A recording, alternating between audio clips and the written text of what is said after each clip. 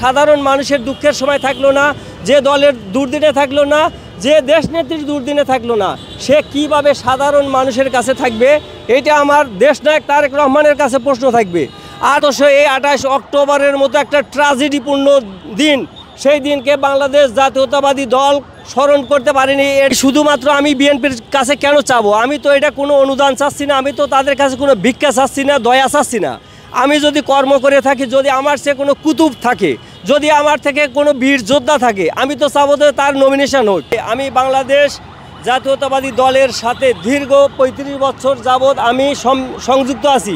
বসুন্ধরা ডায়াপেন্ট এখন আরো উন্নত। এই হট এয়ার থ্রো টপশিট দ্রুত শোষণ করে সোনামণিকে দেয় কোমল অনুভূতি।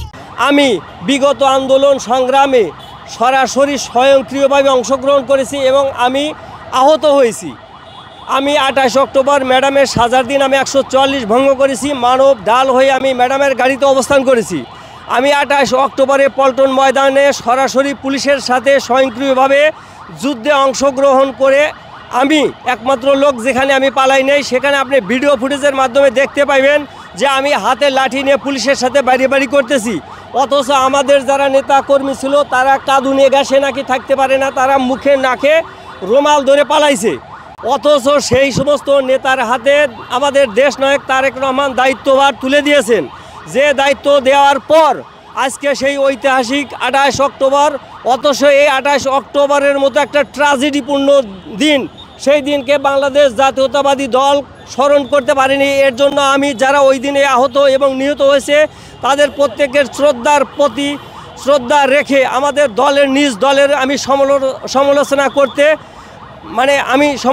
করতে দ্বিধাবোধ করব না যে দেশনায়ক তারেক রহমান যাদেরকে দায়িত্ব দিয়েছেন, আপনি কি আসলে কি তাদের বাস্তব চিত্র জানেন বা তাদের কি বাস্তব খবর রাখেন?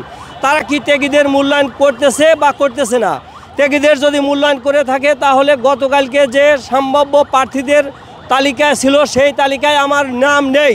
অথচ আমি 28 অক্টোবরে মৃত্যু ঘোষণা করে আওয়ামী লীগ আমাকে ফেলে যায়, আমি জুলাই যোদ্ধা। তাহলে আমার দেশনায়ক তারেক রহমানের যে এই কথাটা বাংলাদেশের জনগণ বিশ্বাস করার পূর্বে আমি নিজ দলের একজন ক্ষুদ্র কর্মী হিসেবে আমি দেশনায়ক তারেক রহমানের কাছে প্রশ্ন করতে চাই। এখানে দেশনায়ক তারেক রহমান বাংলাদেশ জাতীয়তাবাদী দল সিরাজগঞ্জ জেলা শাখার কমিটি ভেঙে দিয়েছে, অথচ সেখানে সিরাজগঞ্জ জেলার অধীনস্থ সমস্ত উপজেলার থানার কমিটি ভেঙে দিয়েছে, অথচ সেখানে জেলা কমিটি স্টিল রয়েছে, যেখানে আমি উপদেষ্টা হিসেবে নিয়োজিত আছি।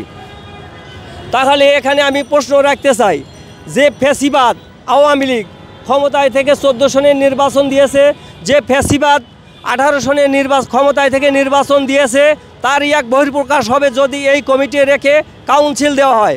আর শুধুমাত্র আমি বিএনপির কাছে কেন চাবো? আমি তো এটা কোনো অনুদান চাচ্ছি না, আমি তো তাদের কাছে কোনো ভিক্ষা চাচ্ছি না, দয়া চাচ্ছি না। আমি যদি কর্ম করে থাকি, যদি আমার সে কোনো কুতুব থাকে, যদি আমার থেকে কোনো বীর যোদ্ধা থাকে, আমি তো চাবো যে তার নমিনেশন হোক। অথচ যেখানে ডাকা হয়েছে সেখানে বিদেশি ক্যান্ডিডেটদের প্রায়োরিটি দেওয়া হয়েছে, তাদেরকে প্রার্থী হিসেবে গুলশান কার্যালয়ে এনে সাক্ষাৎকার নেওয়া হয়েছে। বিদেশি ক্যান্ডিডেট যাদেরকে দাওয়াত ইনভাইট করলেন, আমরা দীর্ঘ 17 বছর নিজের স্ত্রী সন্তানকে আমরা সময় দিতে পারলাম না, আমরা ব্যবসা বাণিজ্য করতে পারলাম না। অথচ তারা আওয়ামী লীগের প্রেতাত্মার সাথে মিলেমিশে ব্যবসা বাণিজ্য করলো, বিদেশে আরামাইশি জীবনযাপন করলো, সম্ভাব্য প্রার্থীদের নামীয় তালিকায় তাদের নামই ফুটে আসলো। তাহলে আমার প্রশ্ন থাকবে কিভাবে ত্যাগীদের মূল্যায়ন করা হবে?